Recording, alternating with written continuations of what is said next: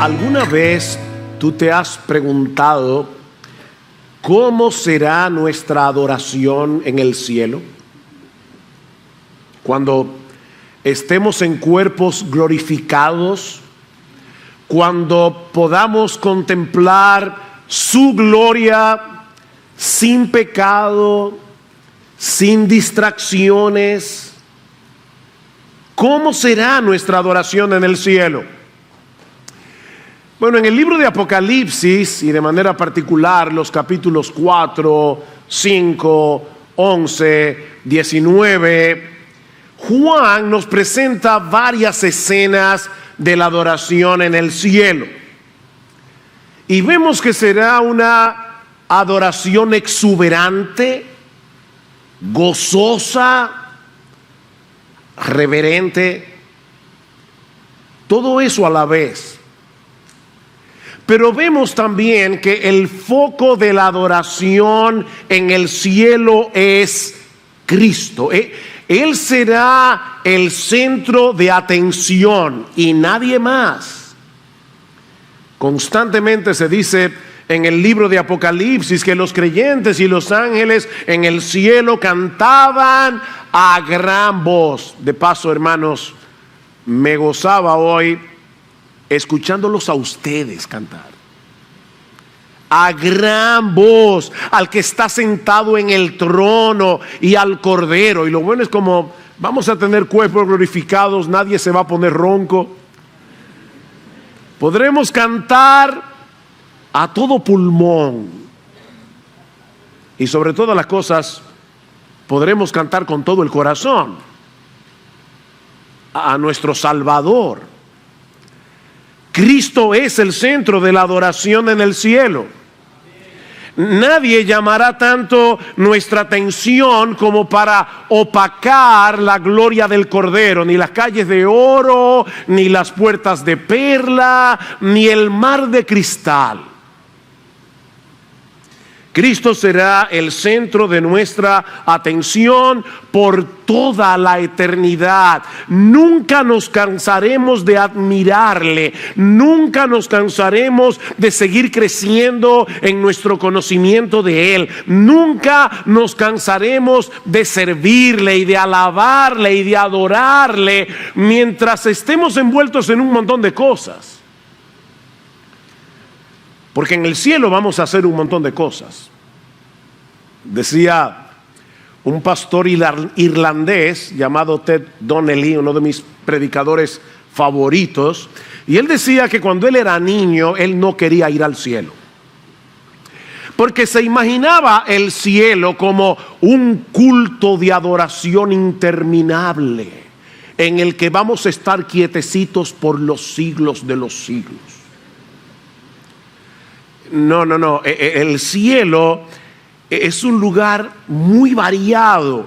Haremos muchas cosas en el cielo, pero el Cordero siempre será toda la gloria de la tierra de Emanuel, como dice un himno del pasado. Y eso es precisamente, mis hermanos, lo que nosotros venimos a recordar cada domingo cuando nos congregamos como iglesia. Aunque nunca podremos dar a Dios una adoración perfecta de este lado de la eternidad mientras estemos en este cuerpo de muerte, lo cierto es, mis hermanos, que cada vez que nosotros venimos y nos congregamos como pueblo de Dios, estamos en la presencia misma de Dios, en la presencia especial de Dios. Aquí podemos experimentar un pequeño adelanto del gozo, la alegría, el júbilo, la exuberancia que vamos a experimentar cuando estemos delante de Él, cuando lo contemplemos en Cristo. Y eso es precisamente lo que aprendemos en el Salmo 95. Yo les pido por favor que vayan conmigo una vez más al Salmo 95. En este salmo encontramos un triple llamado a la adoración, un llamado que deberíamos poner delante de nuestros ojos cada domingo mientras nos preparamos para venir a la iglesia. Y cuando digo venir a la iglesia, no me refiero a venir a este edificio, porque nosotros somos la iglesia. Un templo santo compuesto de piedras vivas, redimidas por el Cordero. Cuando nosotros venimos a congregarnos como iglesia, deberíamos poner este triple llamado del salmista delante de nuestros ojos. Y el primero es un llamado a darle a Dios una adoración gozosa y agradecida. Vean una vez más los versículos 1 y 2. Y mientras lo leemos, por favor, tomen en cuenta que todos los verbos están en plural. Un detalle gramatical. Venid, venid todos, cantemos, no canta, cantemos con gozo al Señor, aclamémosle con júbilo a la roca de nuestra salvación, vengamos ante su presencia con acción de gracias, aclamémosle con salmos. Y en el versículo 6 vemos en un tono similar: venid, adoremos y postrémonos, doblemos las rodillas delante del Señor nuestro Hacedor. Por supuesto, mis hermanos, los creyentes debemos alabar a Dios de forma privada los 7 días de la semana. De hecho, lo que hacemos el domingo todos juntos no es más que una extensión de lo que debemos estar haciendo todos los días. El que no adora lunes, martes, miércoles, jueves, viernes y sábado no puede venir aquí a adorar el domingo. Esto es una extensión de nuestra adoración privada, pero no es de eso que el salmista está hablando aquí. Él está llamando al pueblo de Dios a congregarse como una asamblea en su presencia, para que todos juntos celebremos las bendiciones de tenerle a Él como nuestro Dios. Lo que ocurre en el culto público es algo que el creyente por sí solo no puede experimentar en el mismo grado, porque es aquí como en ningún otro lugar donde nuestro Dios manifiesta su presencia especial cuando nos reunimos como su pueblo. ¿Qué dice Pablo en 1 Timoteo capítulo 3 versículo 15? Que es la iglesia. La iglesia es la casa de Dios. La iglesia es la casa de Dios. Y porque estamos en la casa de Dios, en la presencia de Dios, delante de Dios, debemos venir con un gozo exuberante a cantar sus alabanzas. Venid, cantemos con gozo al Señor, aclamémosle con júbilo a la roca de nuestra salvación. Estas dos palabras hebreas, cantar, aclamar, dan la idea de algo que se hace a viva voz. De hecho, en el Antiguo Testamento se usa en otros lugares para señalar un grito de guerra o una voz de alarma. Se trata de un gozo que se expresa vocalmente y con mucho entusiasmo. No es santo, santo, santo. No. Es con todo el corazón. Es con entusiasmo. Porque venimos a adorar a Dios. Estamos delante de Dios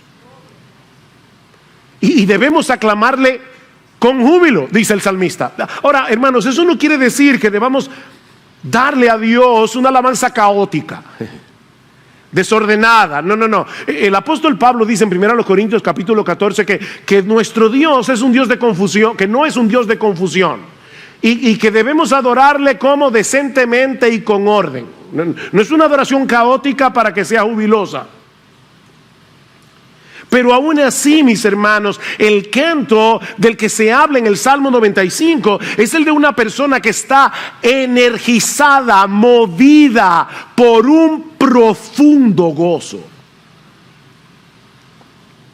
Estamos adorando a un gran Dios, lleno de gloria, santidad, justicia, y que es al mismo tiempo la roca de nuestra salvación.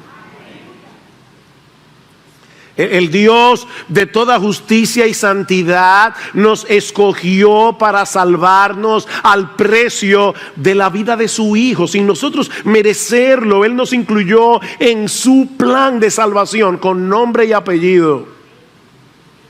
Desde antes de la fundación del mundo, ¿cómo se supone que debemos venir delante de Él? Con una actitud despreocupada, con una actitud apática. Yo sé, mis hermanos, que nuestras emociones son cambiantes.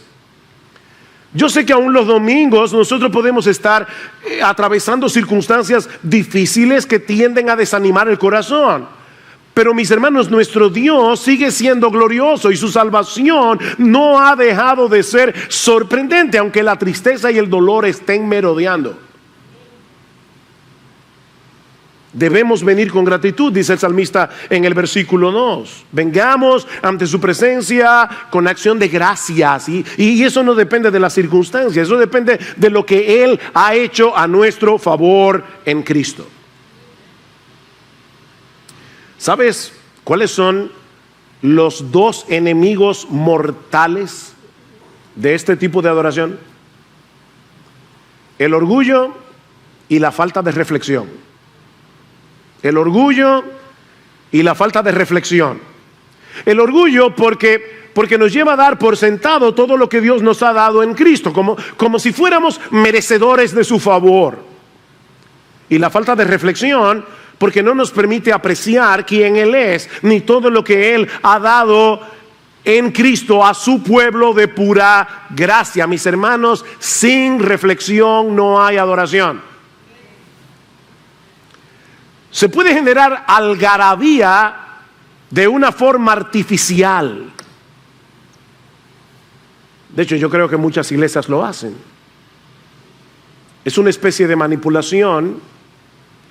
Se prepara el escenario, se usa la música, se usan las palabras para producir cierto tipo de algarabía, pero mis hermanos, no es de eso que el salmista está hablando aquí. Este es un gozo que surge del entendimiento. Por eso es que Chesterton, el famoso periodista y escritor inglés, decía: cuando vayas a la iglesia debes quitarte el sombrero, no la cabeza. Nosotros venimos a darle a Dios una adoración que comienza con la cabeza, porque entendemos la verdad con la cabeza, y esa verdad que entendemos con la cabeza debe bajar al corazón. No es una adoración cerebral, pero tampoco es una adoración emocionalista. La verdadera adoración tiene cabeza y tiene corazón. O como decían los puritanos, tiene luz y tiene calor. Tiene luz para el entendimiento y calor para el corazón. Es por eso que el salmista no solamente nos dice cómo debemos adorar a Dios, sino que nos dice por qué.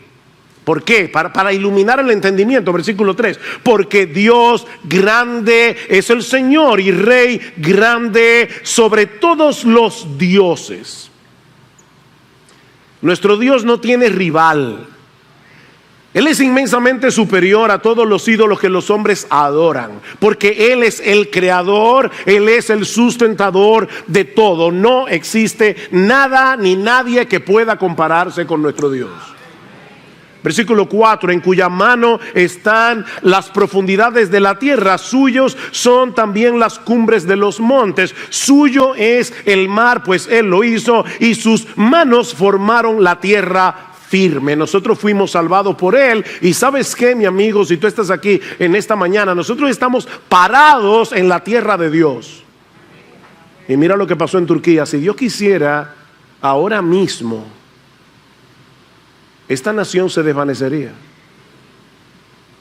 Tú estás parado en la tierra de Dios. Y de hecho, todo lo que tú disfrutas de esta tierra es de Dios. Y Él nos la da como un regalo. Reflexiona en estas cosas, mi hermano. Medita en estas cosas hasta que tu corazón se encuentre debidamente preparado para adorar a Dios con gozo, para adorarle con entusiasmo, para adorarle con gratitud, porque el cómo se deriva del por qué. El cómo ¿Cómo debemos adorar a Dios? Con gozo, con gratitud, con júbilo. ¿Por qué? Por quien Él es, por todo lo que Él ha hecho, por todo lo que Él sigue haciendo. Es el mismo esquema que encontramos en el Salmo 100. Noten, ¿cómo debemos adorar a Dios? Aclamad con júbilo al Señor toda la tierra, servid al Señor con alegría, venid ante Él con cánticos de júbilo. ¿Por qué? El cómo, el por qué. Sabed que el Señor es Dios, Él nos hizo y no nosotros a nosotros mismos. Pueblo suyo somos y ovejas de su prado. El cómo y el por qué. Otra vez el cómo, versículo 4. Entrad por sus puertas con acción de gracias y por sus atrios con alabanza. Dadle gracias, bendecid su nombre. ¿Por qué? Porque el Señor es bueno, para siempre su misericordia y su fidelidad por todas las generaciones. Cuando yo entiendo el por qué, voy a tener correcto el cómo. Pero tengo que pensar, tengo que razonar, tengo que reflexionar. Mis hermanos, es la reflexión unida con la humildad lo que hace que las verdades bíblicas que escuchamos al cantar, que escuchamos en la predicación de su palabra, produzcan el gozo y el asombro que acompaña la verdadera adoración. La reflexión es el aparato digestivo del alma. ¿Oíste eso? La reflexión es el aparato digestivo del alma. Verdad que no es meditada, verdad que no es asimilada. Y verdad que no es entendida y asimilada no va a hacer ningún efecto en nosotros. ¿Ven? Es como la comida, si tú comes y no la puedes digerir, no te va a hacer ningún beneficio. La reflexión es el aparato digestivo del alma. La reflexión y la humildad producen un gozo inagotable, un gozo que nunca se agota. Jóvenes, déjenme ponerlos a pensar un poco en esta mañana en algo que he estado reflexionando. Perdón, dije jóvenes. Van a entender por qué jóvenes, pero me refiero a todo el mundo. Pensemos por un momento en la adoración de los creyentes del Antiguo Testamento, los verdaderos creyentes, adorando al Señor con salmos. Dice en el versículo 2, otra vez, vengamos ante su presencia con acción de gracias, aclamémosle con salmos. Los salmos eran el himnario de Israel. Los israelitas cantaban a Dios mayormente con los salmos. Así que durante años los verdaderos creyentes cantaban los mismos himnos una y otra vez y no debían aburrirse, porque el mismo salmo dice no, vengan con alegría, vengan con júbilo cantando los mismos salmos. ¿Sabes por qué no se debían aburrir, como nosotros tampoco? Porque a medida que vamos creciendo en nuestro entendimiento de las verdades contenidas en esos mismos salmos, los vemos con una luz más potente y descubrimos tesoros que estaban ocultos y que nunca habíamos visto. Por eso no aburren. Es lo mismo que sucede con los buenos himnos del pasado. Y aclaro, no soy de los que creen que el talento para componer buenos himnos se agotó hace 200 años. No creo eso.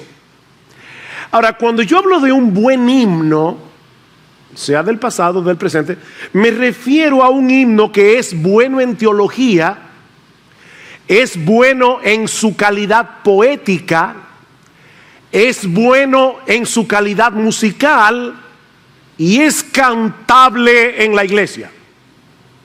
Nadie duda que el Mesías de Handel tiene todo eso, pero no es cantable. Es bueno en teología, es bueno en su calidad poética, es bueno, por supuesto, son textos bíblicos, y es bueno en su calidad musical, pero vamos a cantar ahora el aleluya todos juntos. No se puede. porque no fue compuesto ese oratorio para cantarlo en la iglesia. Así que tiene que ser bueno en teología, bueno en su calidad poética, bueno en su calidad musical, y tenemos que poder cantarlos como iglesia. Si no, no es un buen himno. Bueno, mis hermanos, debemos dar muchas gracias al Señor por los creyentes que continúan componiendo buenos himnos para nuestra generación. Esa clase de himnos se sigue produciendo al día de hoy. Pero cometemos un gravísimo error cuando desechamos un buen himno del pasado simplemente porque es del pasado, porque no es contemporáneo. Y yo creo que lamentablemente, mis hermanos, sin darnos cuenta, la iglesia del siglo XXI se ha dejado infectar del pensamiento posmoderno. El pensamiento posmoderno mira con recelo el pasado, menosprecia la historia, menosprecia el pasado. De hecho, decía Carl Trueman, que es un gran teólogo, historiador y pensador cristiano de nuestra generación, que es sintomático ver la forma como nosotros usamos el lenguaje en el día de hoy. Usualmente palabras como innovador, original, revolucionario tienen una connotación positiva, mientras que palabras como tradicional, conservador, usualmente tienen una connotación negativa. ¿Saben qué es eso? Se llama posmodernidad. No. Lo nuevo no es bueno por ser nuevo, ni tampoco por ser viejo, sino por ser verdad.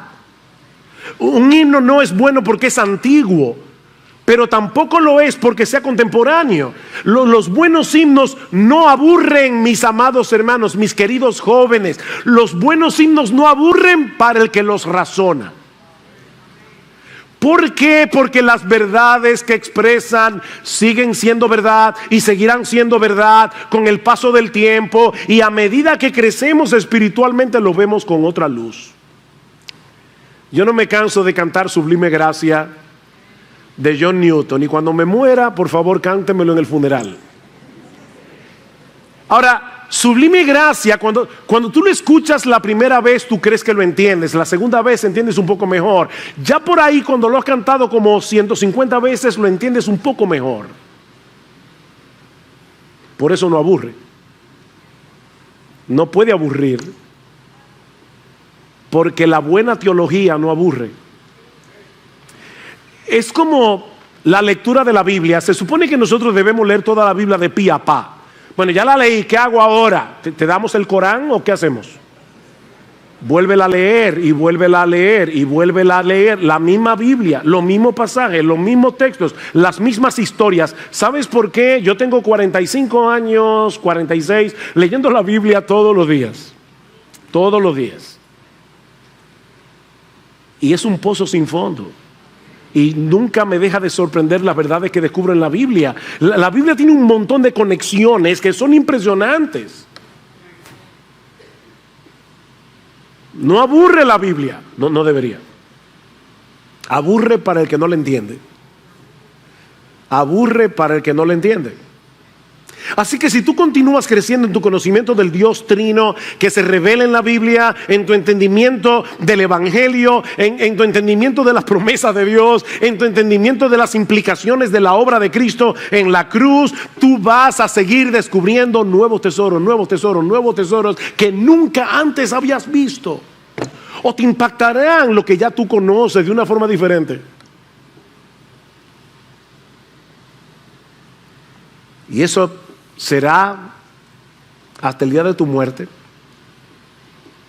Un gran autor cristiano escribió más o menos como 50 obras sobre la Biblia, y al final ya cuando estaba a punto de morir, le dijo al Señor: Señor, gracias porque en todos estos años me has permitido conocer la tapa de tu precioso libro. O sea, dije, yo conozco esta parte solamente, la tapa, porque había tanto que entender aquí.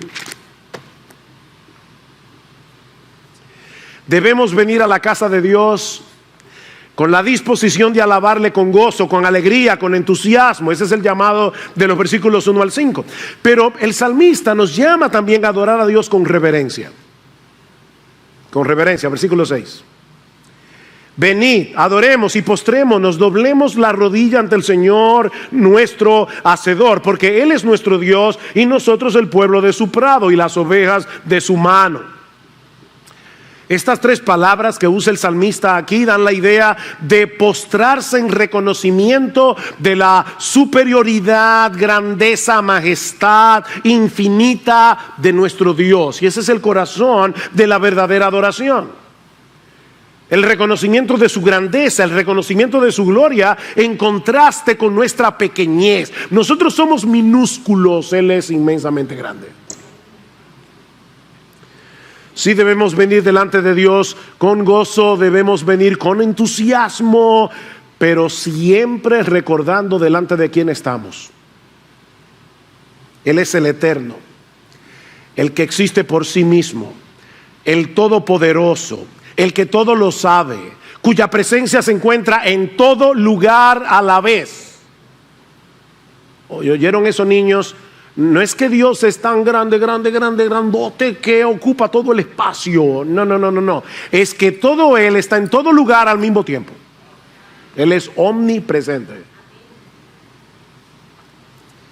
Perfectamente santo, perfectamente justo, perfectamente bueno, perfectamente compasivo, perfectamente misericordioso, perfectamente paciente, perfectamente fiel. El hecho de que ese Dios tan grande nos haya recibido en Cristo, sí debe producir en nosotros gozo, pero también reverencia. Y ¿saben qué, mis hermanos? Ese es un balance que no es fácil de lograr. Pero son como las dos alas de un avión. La verdadera adoración necesita las dos cosas: gozo y reverencia. Se trata de una fiesta solemne, dice el Antiguo Testamento. Así es como el Antiguo Testamento le llamaba a las festividades religiosas de Israel, una fiesta solemne. Ahora, para muchas personas en el día de hoy esas dos palabras no encajan. Si es una fiesta, no puede ser solemne, debe ser un jolgorio. Y si es solemne, no puede ser una fiesta. Pero la Biblia dice que es una fiesta solemne. Venimos a darle a Dios una fiesta solemne. Salmo 122, versículo 1. Yo me alegré cuando me dijeron: vamos a la casa del Señor. ¡Wow! Vamos a la casa del Señor. Eclesiastés 5:1. Guarda tus pasos cuando vas a la casa de Dios. Y más adelante dice: no te des prisa en hablar, ni se apresure tu corazón a proferir palabra delante de Dios, porque Dios está en el cielo y tú en la tierra. Entonces, por fin, yo me alegré con lo que me decían: a la casa de Dios iremos. O sea, ¿debemos venir con alegría o cuidando nuestros pasos? ¿Cuál de los dos? Sí, las dos cosas. Las dos cosas. De hecho, un secretito aquí teológico, es precisamente cuando percibimos la gloria de Dios, la majestad de Dios, la santidad de Dios, la justicia de Dios, la grandeza de Dios, que podemos experimentar gozo en su presencia, porque se nos hace sorprendente creer que un Dios así nos haya recibido en Cristo. No es un Diosito el que nos perdonó. No es un Diosito el que nos adoptó. No es un Diosito el que nos invitó a venir a su casa hoy. Es un gran Dios.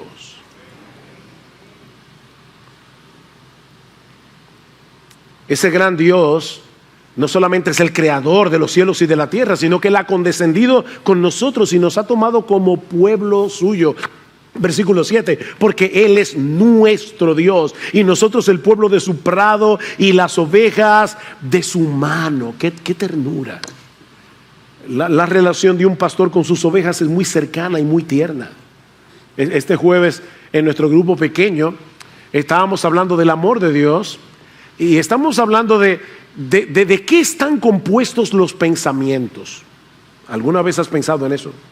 ¿De qué están hechos los pensamientos? Bueno, mira, los pensamientos están hechos de ideas y están hechos de imágenes mentales. Las dos cosas. O sea, cuando yo digo santo, tú no solamente piensas en un concepto teológico, tú tienes una imagen mental. Y si tú has estado rodeado de gente hipócrita, farisea, santurrona, la palabra santo te va a producir rechazo, porque tienes una imagen mental. Bueno, la pregunta es, ¿cuál es la imagen mental que viene a tu mente cuando escuchas la palabra Dios? Dios. Déjame ponértelo mejor.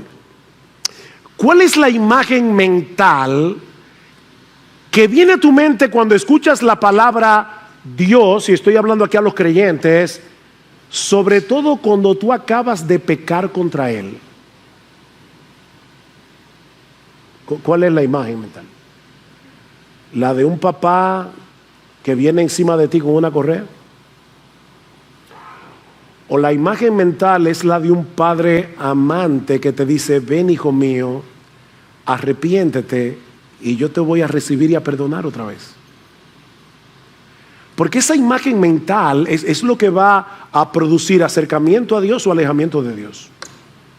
Y el diablo se va a encargar de producir en ti una imagen mental distorsionada para alejarte de Dios. Pueblo suyo somos y ovejas de su prado. El buen pastor que se hizo hombre para morir por sus ovejas. Ese es nuestro bendito Señor, ¿verdad? Juan capítulo 10. Pero el hecho de que nuestro Dios haya condescendido de ese modo no debe movernos a tratarlo con ligereza y liviandad, sino con una reverencia mayor. Sobre todo nosotros que vivimos de este lado de la cruz, porque ahora tú y yo sabemos el precio que ese Dios estuvo dispuesto a pagar para recibirnos en su presencia, para adoptarnos como sus hijos. Ese es el mensaje del autor de la carta a los Hebreos en Hebreos capítulo 12. Me imagino que recuerdan el pasaje, pero en Hebreos capítulo 12, a partir del versículo 18, el autor hace un contraste entre lo que experimentó el pueblo de Israel cuando estaba al pie del monte Sinaí. Ustedes recuerdan eso, el monte humeando, la tierra temblando, sonido de bocina, lo que el pueblo de Israel experimentó en ese momento y lo que nosotros experimentamos cuando nos acercamos a Dios en el nuevo pacto. Y dice el autor que el pueblo de Israel se había acercado, oigan esto, a un monte que se podía palpar y que ardía en fuego, a la oscuridad, a la tempestad, al sonido de la trompeta y a la voz que hablaba, la cual los que la oyeron rogaron que no les hablase más. Era tan terrible que aún Moisés exclamó, estoy espantado y temblando. Y ahora el autor de Hebreos dice, pero la iglesia se ha acercado más bien al monte Sión, a la ciudad del Dios vivo, Jerusalén la celestial, a la compañía de muchos millares de ángeles, a la congregación de los primogénitos que están inscritos en los cielos, a Dios, el juez de todos, a los espíritus de los justos hechos perfectos, a Jesús, el mediador del nuevo pacto, y a la sangre rociada que habla mejor que la de Abel.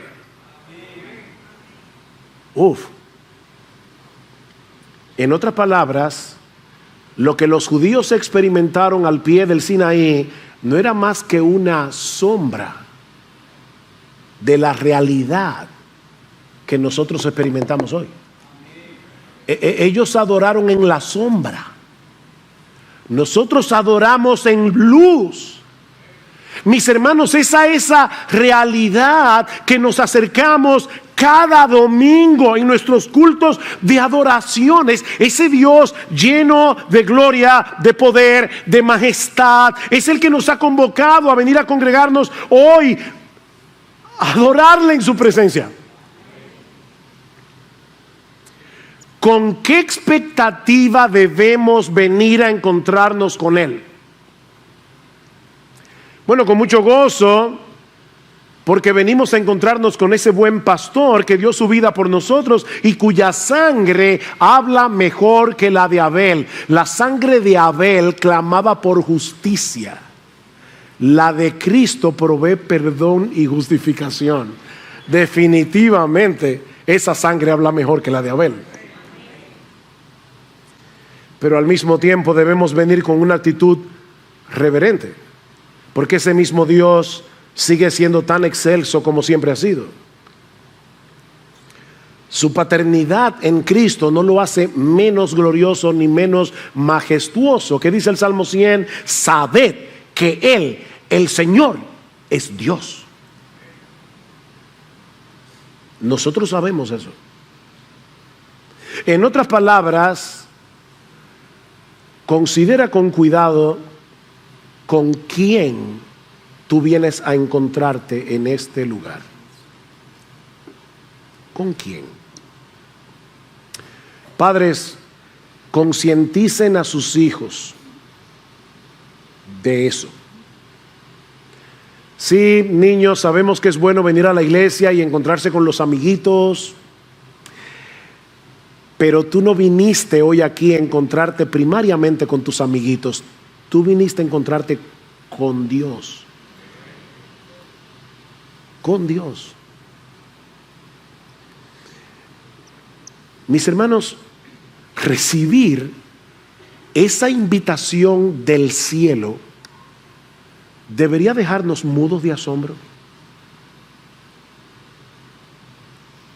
A veces recibimos la invitación de alguien muy importante y uno tiene la tentación de decirle: me invitaron al palacio.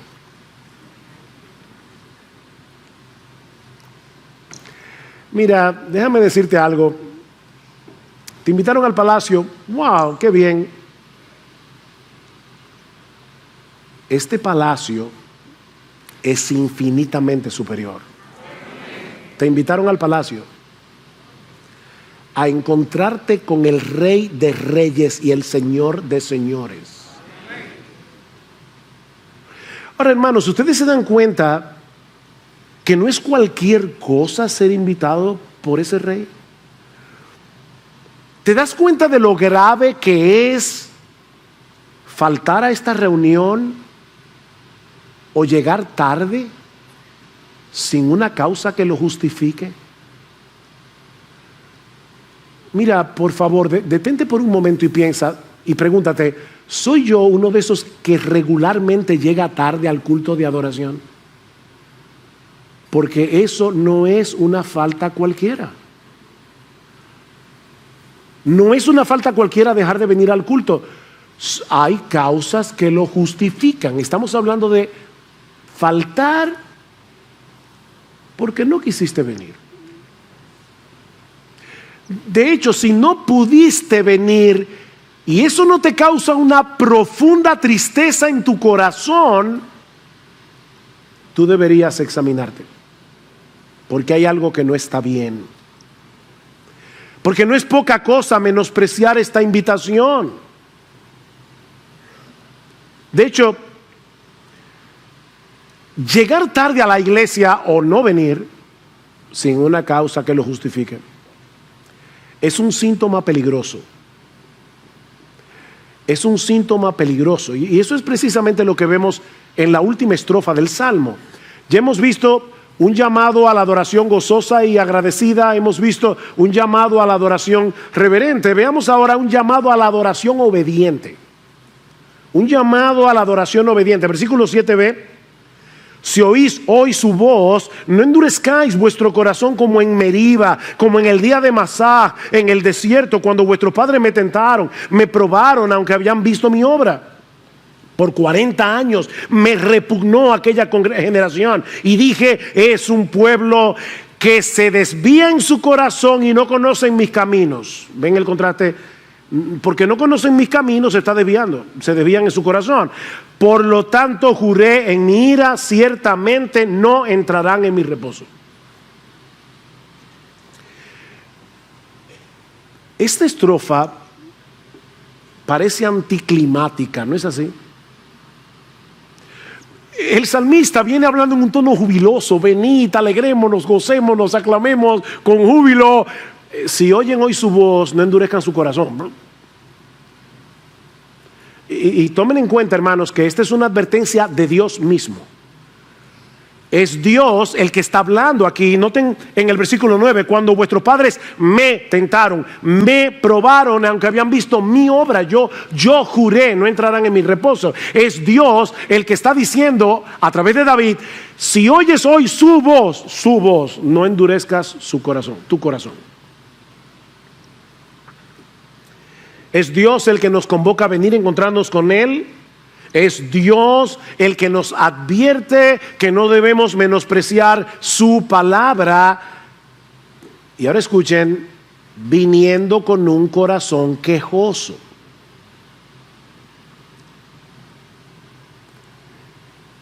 Fue la queja de Israel, o es la queja de Israel, lo que Dios está poniendo aquí delante de nuestros ojos. O sea, a final de cuentas, nosotros solo tenemos dos opciones, dos: o nos quejamos o adoramos. O nosotros tenemos un corazón quejumbroso o tenemos un corazón adorador. No hay otra opción. Y el peligro de la queja, de tener un corazón quejoso, no es lo mismo que en un momento dado un creyente se queje y luego venga delante del Señor. No, estamos hablando de un corazón quejoso. El corazón quejoso, dice Dios en el Salmo 95, produce dureza de corazón. Dureza de corazón. Y para ilustrar lo peligrosa que es esta actitud, Dios lleva al pueblo a considerar dos episodios en la historia de Israel. Cuando estaban en el desierto camino hacia la tierra de Canaán, la palabra Meriba, la palabra Masah, no hacen referencia a lugares geográficos específicos, sino a la actitud del pueblo. En los capítulos 5 al 14 del libro de Éxodo, Moisés narra con detalles todas las cosas portentosas que Dios hizo para librar al pueblo de la esclavitud de Egipto. Cualquiera diría: wow, un pueblo así debería vivir agradecido 24/7. Pero cuando llegamos al capítulo 15, encontramos a ese mismo pueblo quejándose contra Dios y contra Moisés porque no tenían agua para beber. Así que milagrosamente Dios purifica el agua de un estanque para que el pueblo pueda saciar su sed. Luego en el versículo 16 se quejan por comida y Dios les da codornices y les da maná del cielo. Ya es suficiente, ¿verdad? No. Luego llegamos al capítulo 17 y el pueblo se vuelve a quejar otra vez por falta de agua. Y Dios le dice a Moisés: toma tu vara, golpea la roca de Oreb. Y dice que sale tanta agua, dice en el Salmo 105, versículo 41, que fue como un río que salió. No fue un chorrito, un río que sació el agua, la sed del pueblo entero. Y es precisamente allí donde Dios le llama ese lugar Masah y Meriba, dos palabras hebreas que significan prueba y rencilla, por la rencilla de los hijos de Israel y porque tentaron a Jehová diciendo: ¿está pues Jehová entre nosotros o no? Óigame, después de todo lo que Dios hizo, no solamente Dios les dio agua, es que con el conocimiento que nosotros tenemos ahora del Nuevo Testamento, sabemos que lo que Dios hizo fue infinitamente mayor. Dios le dijo a Moisés: Moisés, toma la vara con la que tú abriste el Mar Rojo, con la que tú abriste el Jordán. Yo me voy a poner delante de ti en la peña de Oreb y tú vas a golpear la roca. Moisés, este pueblo necesita ser exterminado por su pecado, por su constante queja. Pero ¿sabes qué, Moisés? Lo que yo voy a hacer es que voy a absorber el castigo. Golpéame a mí. Y Pablo dice en 1 Corintios capítulo 10 que esa roca que fue golpeada era Cristo mismo, del cual brotó un río de agua viva, el agua de la salvación. Así que si los hijos de Israel debieron haber estado sorprendidos de que saliera agua de la roca, nosotros deberíamos estar infinitamente más sorprendidos. Pero ellos siguieron quejándose a pesar de eso. Y lo que el salmista está diciendo ahora, cientos de años después de ese incidente en Meriba, es que esa actitud seguía siendo un peligro para el pueblo de Israel en los tiempos de David y sigue siendo un peligro para nosotros en el día de hoy. Yo quiero pedirles por favor que vayan conmigo a Hebreos capítulo 3. Búsquenlo en su Biblia. Yo quiero que lo busquen en su Biblia. Porque en los capítulos 3 y 4 de Hebreos el autor cita el Salmo 95 una y otra vez. Noten lo que dice en el versículo 7, capítulo 3. Por lo cual, como dice el Espíritu Santo, si oís hoy su voz, no endurezcáis vuestros corazones. El autor de la carta a los Hebreos le está diciendo a su generación: oigan, miren lo que hizo Cristo por nosotros. Y ahora ustedes escuchan su voz otra vez. No endurezcan el corazón. Versículo 12 del capítulo 3. Tened cuidado, hermanos, no sea que en alguno de vosotros haya un corazón malo de incredulidad para apartarse del Dios vivo. Antes exhortaos los unos a los otros cada día, mientras todavía se dice hoy, no sea que alguno de vosotros sea endurecido por el engaño del pecado. Si oís hoy su voz, no endurezcan el corazón. Capítulo 4, versículo 3. Porque los que hemos creído entramos en ese reposo, tal como él ha dicho: como juré en mi ira, no entrarán en mi reposo. Versículo 7. Dios otra vez fija un día, hoy, diciendo por medio de David, después de mucho tiempo, como se ha dicho: si oís hoy su voz, no endurezcáis vuestro corazón. De paso, hermanos, ¿quién es el que habla en el Salmo 95? Porque en el versículo 7 dice del capítulo 3 el Espíritu Santo. En el capítulo 4 dice que es Dios. Y en el capítulo 4 dice que es David. Por fin, ¿quién habla en el Salmo 95? Dios se hace presente en medio de su pueblo por medio de su palabra. Y eso no solamente ocurre cuando escuchamos la palabra leída, sino también cuando escuchamos la predicación fiel de la palabra. Cuando un predicador se para en el púlpito, que era lo que el autor de la carta a los Hebreos estaba haciendo. De paso, hermanos, muchos eruditos entienden que el libro a los Hebreos es un sermón, es el único sermón que nosotros tenemos de la iglesia primitiva. Y este hombre en medio de su sermón dice: oigan lo que dice el Salmo 95. Si ustedes están oyendo hoy la voz de Dios a través de la predicación de la palabra, no endurezcan su corazón. No endurezcan su corazón. Es Dios el que nos está hablando por medio del predicador cuando su palabra es expuesta fielmente. ¿Cuál es entonces el mensaje del Salmo 95? Que aquellos que profesamos pertenecer al pueblo de Dios debemos adorarle con gozo, con entusiasmo, con reverencia, escuchando con atención su palabra y poniéndola por obra, o de lo contrario terminaremos endureciendo nuestro corazón, como sucedió con Israel. O alabamos a Dios con gozo y gratitud por todas las bendiciones que Él nos ha dado y continúa dando de pura gracia en Cristo, sin merecerlas. O tenemos una actitud de queja y murmuración por lo que quisiéramos tener y no tenemos, que poco a poco irá endureciendo nuestro corazón. No hay otra opción. ¿Ustedes se dan cuenta, hermanos, lo importante que es venir aquí a adorar?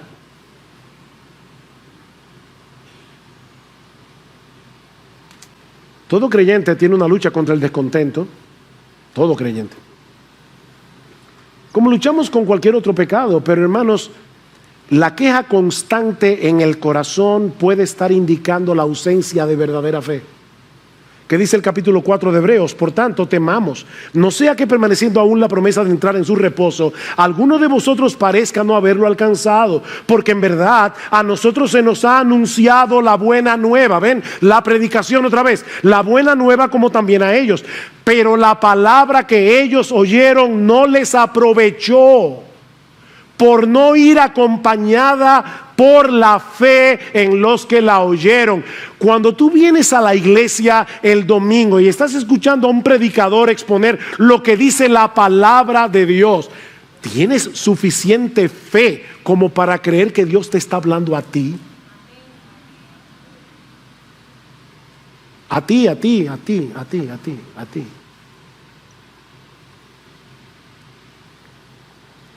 Esa falta de fe de la que habla el autor se evidencia cuando comenzamos a tener en poco la reunión del pueblo de Dios en el día del Señor. ¿Y cómo lo sabemos? Por lo que va a decir el autor de la carta en el capítulo 10, acerquémonos confiadamente al trono de la gracia, ¿verdad? Acerquémonos, mantengamos firme la profesión de nuestra esperanza sin vacilar, porque fiel es el que prometió, y considerémonos cómo estimularnos unos a otros al amor y a las buenas obras, no dejando de congregarnos como algunos tienen por costumbre. ¿Y saben de qué sigue hablando el autor en el versículo 26? De la apostasía.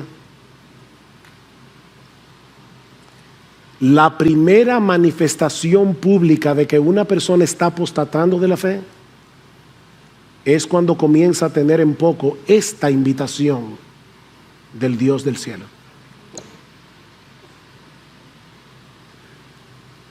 La fe verdadera descansa en lo que Dios ha revelado en su palabra. Y es una fe que se manifiesta individual y corporativamente, adorando y alabando a Dios con gozo, con reverencia, con entusiasmo, con un corazón obediente.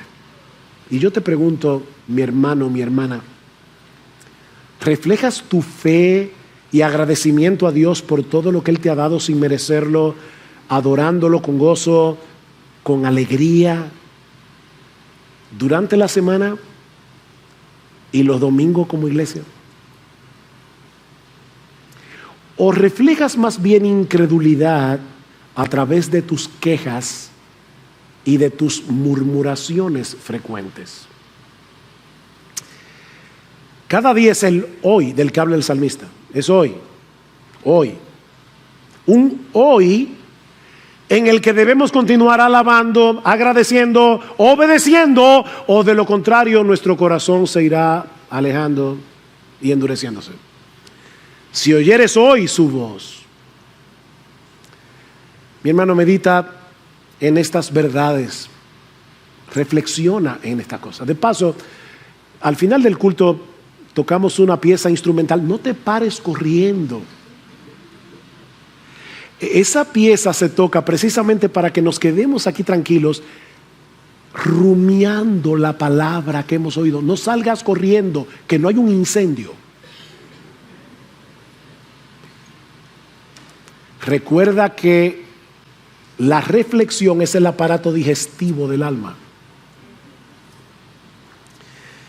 Mi hermano, si has estado teniendo en poco la invitación de Dios de congregarte en su presencia, ya sea porque llegas tarde regularmente, y yo espero que ya el domingo que viene a las 11 en punto la iglesia va a estar así, a las 11 en punto. Si has estado pecando contra Dios por llegar tarde regularmente sin una causa que lo justifique,